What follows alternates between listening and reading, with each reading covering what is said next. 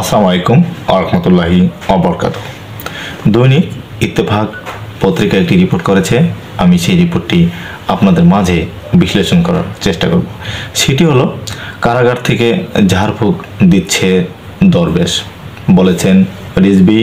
আমি সেই কথাটি আপনাদের মাঝে তুলে ধরার চেষ্টা করছি। সেটি হলো, বিএনপির সিনিয়র যুগ্ম মহাসচিব অ্যাডভোকেট রুহুল কবির রিজভী বলেছেন, গত ১.৫ দশকে শেখ হাসিনা নিজে ও পরিবারের লোকজনের সমন্বয়ে দেশে গোষ্ঠীতন্ত্র কায়েম করেছিলেন। এখন শেখ হাসিনা পাশের দেশ থেকে কর্মসূচি ঘোষণা দিচ্ছেন। আর যে কয়জন ধরা পড়েছে, জেলখানায় আছেন, তাদের মধ্যে একজন দরবেশ সালমান এফ রহমান। তিনি কারাগার থেকে ঝাড়ফুঁক দিচ্ছেন। তিনি মাঝে মধ্যে জেলখানা থেকে ঝাড়ফুঁক পাঠাচ্ছেন যে এতগুলো শ্রমিক নেমে গেলেই তো হয়। এই বলে আমার সংক্ষিপ্ত বিশ্লেষণ শেষ করছি। আসসালামু আলাইকুম ওয়া রাহমাতুল্লাহি ওয়া বারাকাতুহু।